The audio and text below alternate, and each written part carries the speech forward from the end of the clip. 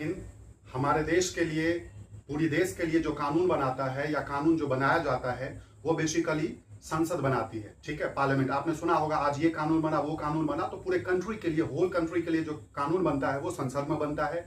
Actually संसद, parliament के दो भाग होते हैं, एक होता है लोकसभा और एक होता है राज्यसभा। ठीक है, तो हम आज राज्यसभा के बारे में बात करेंगे, क्योंकि लोकसभा के बारे में ऑलरेडी मैं बता चुका हूं पिछले शॉर्ट्स में।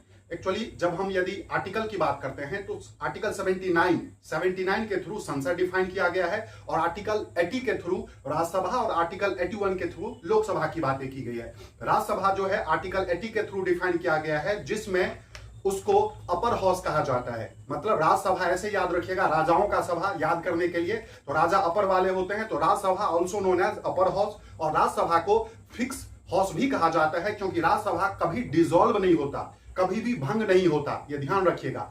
वही बात करते हैं तो आज के डेट में साथ साथ राज्यसभा को हम काउंसिल ऑफ स्टेट भी कहते हैं, मतलब उसको राज्यों का काउंसिल भी कहा जाता है राज्यसभा को। तो राज्यसभा तीन नाम इसका हो गया।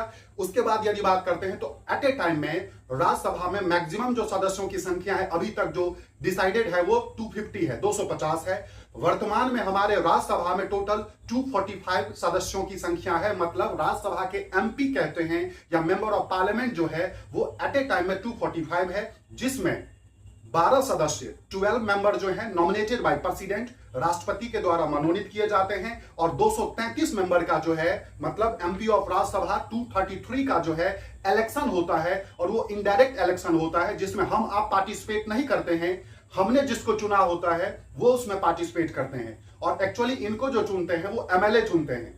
तो राज्यसभा के जो सदस्यों की यदि हम बात करते हैं तो एट ए टाइम में कितने हैं, 245। 12 सदस्य राष्ट्रपति नॉमिनेट करते हैं, और 233 जो है वो क्या होता है, इनडायरेक्ट इलेक्शन के थ्रू एमएलए चुनते हैं। अब ये जो है ना, ये 2026 तक ही है, आगे इसके बाद राज्यसभा की सीटों की संख्या जो है वो बढ़ेगी।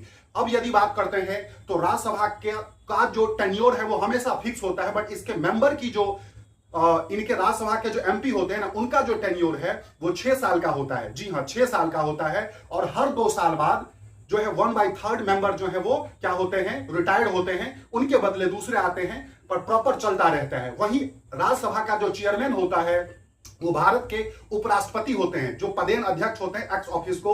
आज के डेट में आपको पता होगा जो हमारे सीपी राधाकृष्णन भारत के उपराष्ट्रपति हैं, डिप्टी जो जिसको वाइस प्रेसिडेंट कहते हैं, और डिप्टी चेयरमैन ऑफ राज्यसभा जो है वो हरिवंश नारायण सिंह हैं, जो लगातार तीसरी बार बने हैं। जो नया बिल्डिंग बना है अपने संसद का, उसमें राज्यसभा की सीटों की संख्या 384 जो है वो है, जिसमें कि 384 राज्यसभा के मेंबर जो है वो बैठ सकते हैं। सबसे